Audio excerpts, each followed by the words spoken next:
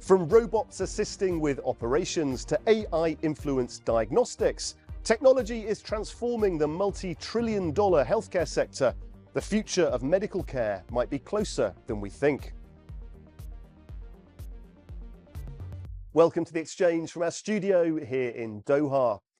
Coming up on this episode, we speak to GE Healthcare. Revenue for the multinational medical technology firm rose to almost $20 billion last year.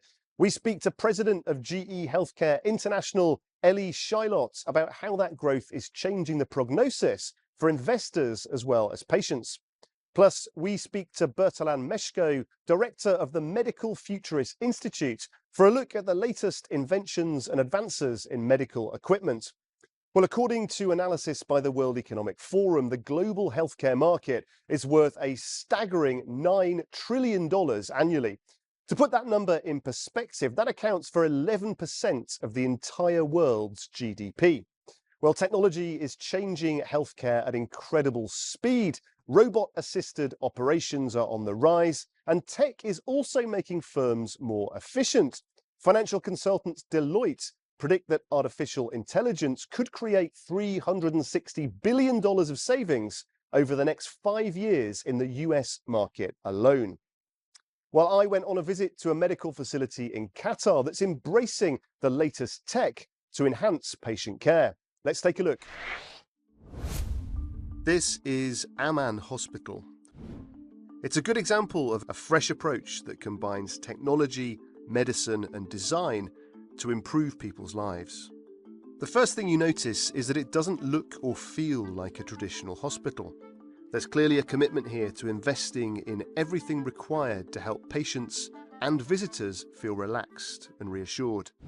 And that includes investment in high-tech medical equipment. In the first of its kind in Qatar, Amman Hospital is investing in artificial intelligence as part of its IVF program.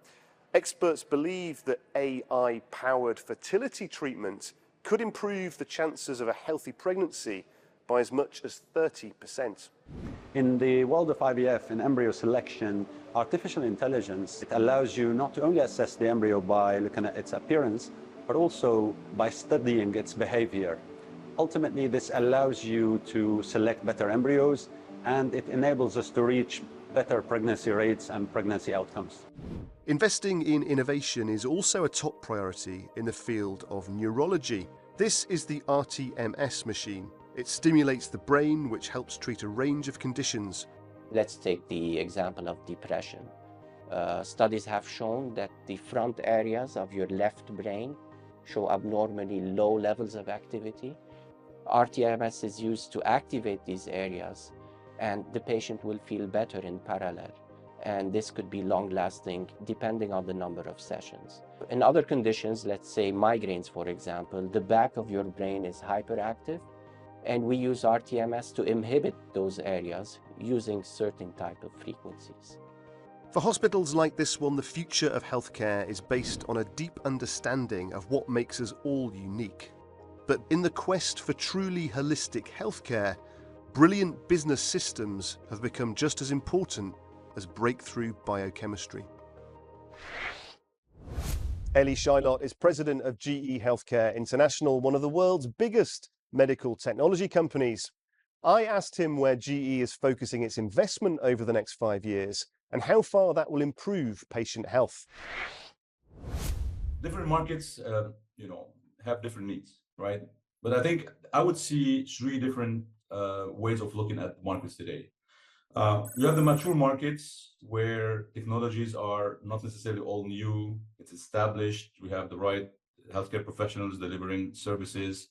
These markets are basically having much more aging population. I'm looking here at Western Europe, Germany, France, Italy, the UK, but also if you look in Asia, Japan, South Korea, Australia, New Zealand, these are maturing and aging population markets. And so they would need a different kind of healthcare. If you look at emerging markets need much more access to healthcare. And so the customer, or in this case, the patient experience is getting better, and the journey and the care pathway is shorter and more efficient. And it goes back to our purpose. How do we use our experience, our technology, our innovation to bring a world or to create a world where healthcare has no limits. A world where healthcare has no limits, a bold vision from GE Healthcare. But what tools and technology do medical staff need to make this future vision a reality? Dr. Bertalan Meshko is director of the Medical Futurist Institute. He's a physician, analyst and entrepreneur who predicts that high-tech medical gadgets will one day make healthcare invisible. Well, I caught up with him and I asked him to explain more. As the medical futurist, people always expect me to come up with something exciting in the world of technologies, but the one thing I'm far the most excited about, looking at the recent years of progress in medicine and healthcare, is patient empowerment. I know it doesn't sound cool, but this is simply the biggest milestone in the history of healthcare, that this is an unprecedented paradigm shift, that patients can finally bring data, insights, second opinion, peer support to the table. There are a few technological trends, though, that stand out. As examples, I would come up with skin patches and like bracelets that can continuously measure blood pressure. Actually, I can go on forever about all these gadgets, from smartphone connected ECGs to devices that can do a vision test for patients at home. But the general trend is that a swarm of devices has become accessible for patients to finally interact with the data they used to own but had no interfaces to access them. Now it's time for our regular feature, Business in 60 Seconds. Start the clock. American Express prepares to provide an earnings release for the second quarter of 2024. The giant finance brand has recently expanded into the Indian market and launched the first Amex business credit card in Nigeria, with plans to extend card services to Ghana, Rwanda and Congo.